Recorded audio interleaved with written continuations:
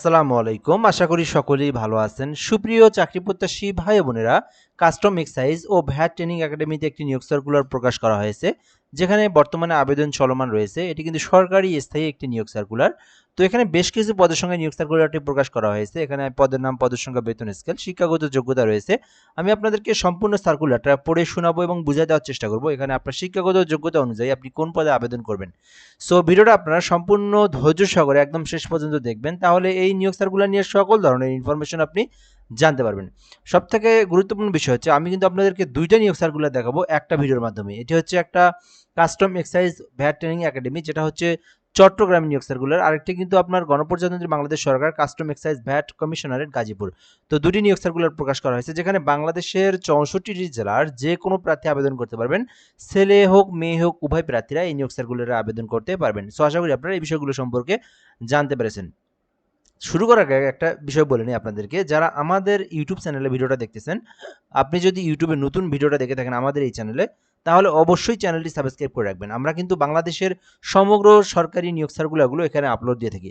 আবার কেউ যদি ফেসবুক পেজ রয়েছে আমাদের জবস প্লাস বিডি, এখানে যদি দেখে থাকেন আপনি, তো অবশ্যই পেজটি ফলো দিয়ে রাখবেন। জবস প্লাস বিডি আমাদের ফেসবুকের লিঙ্ক কিন্তু ইউটিউবের কমেন্ট বক্সে দেওয়া রয়েছে, এখান থেকেও আপনারা অবশ্যই ফেসবুকটিতে ফলো দিয়ে রাখবেন এবং লাইক কমেন্ট করবেন। পরবর্তী যে ভিডিওগুলো এগুলো ফেসবুকে দিলে আপনারা কিন্তু সবার আগে আমাদের মাধ্যমে জানতে পারবেন। অর্থ মন্ত্রণালয় থেকে নিয়োগ সার্কুলার প্রকাশ করা হয়েছে, যেখানে বলা হয়েছে যে কাস্টম এক্সাইজ ও ভ্যাট ট্রেনিং একাডেমি চট্টগ্রামের রাজস্ব কাজভুক্ত নিম্নোক্ত শূন্যপদ সমূহে অস্থায়ী ভিত্তিতে সরাসরি নিয়োগের লক্ষ্যে পদের পাশে বর্ণিত সত্ত্বে বাংলাদেশের প্রকৃত নাগরিক অর্থাৎ বাংলাদেশের 64টি জেলার যে কোনো প্রার্থী এই নিয়োগ সার্কুলারে আবেদন করতে পারবে। সো এটাতে কিন্তু ছেলে হোক মেয়ে হোক উভয় প্রার্থীরা আবেদন করতে পারবেন। অনলাইনের মাধ্যমে তাকে আবেদন করতে হবে। তো এখানে ১ নম্বর পদের নাম সুবেদার। তো ১১ গ্রেডে নিয়োগ দেওয়া হবে। ৪০ বছর পর্যন্ত আবেদনের জন্য সুযোগ রয়েছে। তো এখানে বলা হয়েছে যারা অবসরপ্রাপ্ত সেনাবাহিনী অথবা বিজিবি অথবা আনসার, তারা কিন্তু সুবেদার পদে আবেদন করতে পারবেন। এরপরে বলা হয়েছে ২ নম্বরে অফিস সহকারী কাম কম্পিউটার মুদ্রাক্ষরিক, যেখানে ১৬ গ্রেডে মোট ৪টি পদ রয়েছে। তো আপনারা যারা অফিস সহকারী কাম কম্পিউটার মুদ্রাক্ষরিকে আবেদন করতে চান, আপনার শিক্ষাগত যোগ্যতা প্রয়োজন কোনো স্বীকৃতি বোর্ড হইতে অনন্য দ্বিতীয় বিভাগ বা সমমানের জিপিএতে উচ্চ মাধ্যমিক, অর্থাৎ যাদের এইচএসসি পাস রয়েছে এবং কম্পিউটার সম্পর্কে বেসিক নলেজ জানা রয়েছে, তারা কিন্তু এই কম্পিউটার অপারেটর পদে আবেদন করতে পারবেন। যেখানে কিন্তু আপনার সাধারণ প্রার্থীদের জন্য ৩২ বছর, বিভাগীয় প্রার্থীদের ক্ষেত্রে ৪০ বছর পর্যন্ত আবেদনের জন্য সুযোগ সময় রয়েছে। ৩ নম্বর পদের নাম ড্রাইভার, যেখানে ৩টি পদ রয়েছে, ৩২ বছর পর্যন্ত আবেদনের সুযোগ রয়েছে। তো যারা শুধুমাত্র অষ্টম শ্রেণী পাস এবং যাদের ড্রাইভিং লাইসেন্স রয়েছে, অভিজ্ঞতা রয়েছে, তারা ড্রাইভিং পদে আবেদন করতে পারবেন। এছাড়াও এখানে হাবিলদার পদ রয়েছে ৩টি, যেখানে বলা হয়েছে যে অবসরপ্রাপ্ত সেনাবাহিনী অথবা বিজিবির আনসার সদস্য যারা রয়েছেন, তারা হাবিলদারে আবেদন করতে পারবেন। নার্স পদে রয়েছে ১টি, যেখানে বলা হয়েছে যে এসএসসি পাস থাকলে আপনি আবেদন করতে পারবেন নার্স এই পদটিতে, যেখানে কিন্তু ১৬ গ্রেডে নিয়োগ দেওয়া হবে। এছাড়াও এখানে বলা হয়েছে সপ্তম শ্রেণী উত্তীর্ণ সার্টিফিকেট সহ নার্সিং সার্টিফিকেট যদি ৫ বছরের থেকে থাকে এবং অভিজ্ঞতা থেকে থাকে ৫ বছরের, তবুও আপনি আবেদন করতে পারবেন। যে কোনো একটা এডুকেটেড হয়ে গেলে আপনি আবেদন করতে পারবেন। অর্থাৎ এখান থেকে প্যারামেডিক্যালের ডিপ্লোমা থাকলে আবেদন করতে পারবেন, অথবা আপনার যদি ৫ বছরের অভিজ্ঞতা থাকে নার্স পদের, তবুও আপনি আবেদন করতে পারবেন। এছাড়াও লাইনম্যান ইলেকট্রিশিয়ান রয়েছে, যেখানে ১টি পদ রয়েছে। যারা শুধুমাত্র এসএসসি পাস করেছেন, তারা কিন্তু আবেদন করতে পারবেন লাইনম্যান ইলেকট্রিশিয়ান পদে, তবে এখানে ৩ বছরের কাজের অভিজ্ঞতা থাকতে হবে।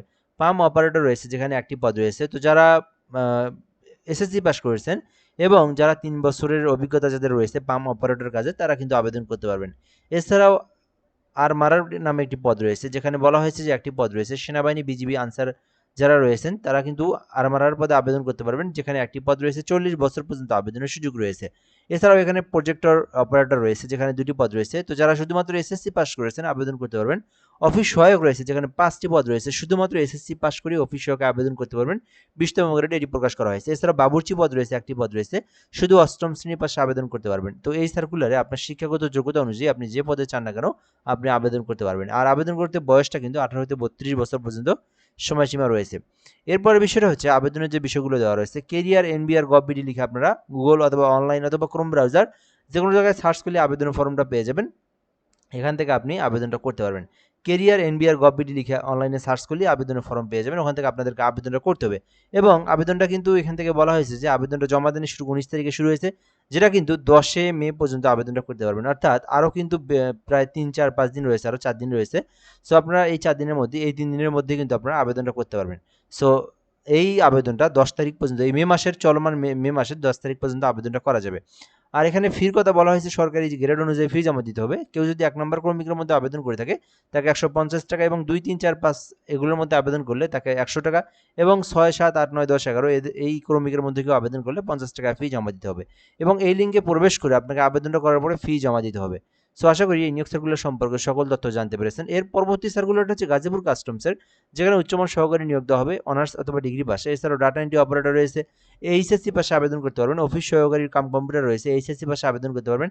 সিপাহী পদ রয়েছে, 8টি পদ রয়েছে, এসএসসি পাশে আবেদন করতে পারবেন। অফিস সহায়ক রয়েছে, শুধুমাত্র এসএসসি পাশে আবেদন করতে পারবেন। তো আপনার শিক্ষাগত যোগ্যতা অনুযায়ী আপনি যে পদে চান না কেন আবেদন করতে পারবেন, কোনো সমস্যা নেই। আর এখানে আবেদনের জন্য বিষয় দেওয়া রয়েছে, এই যে গাজীপুর টেলিটক.com বিডি, এই লিঙ্কে প্রবেশ করে আপনাদেরকে আবেদনটা করতে হবে। এটা কিন্তু বর্তমানে আবেদনটা চলমান রয়েছে। সো শুধুমাত্র এসএসসি পাস করে আবেদন করতে পারবেন।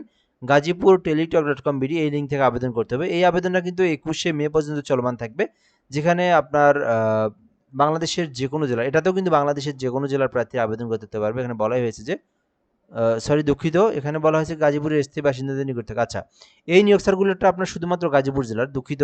এই নিয়োগ সার্কুলারটা প্রথম যেটা দেখাইলাম চট্টগ্রাম, এইটা হচ্ছে বাংলাদেশের প্রকৃত নাগরিক, অর্থাৎ এইটাতে বাংলাদেশের 64 জেলার প্রার্থী আবেদন করতে পারবেন।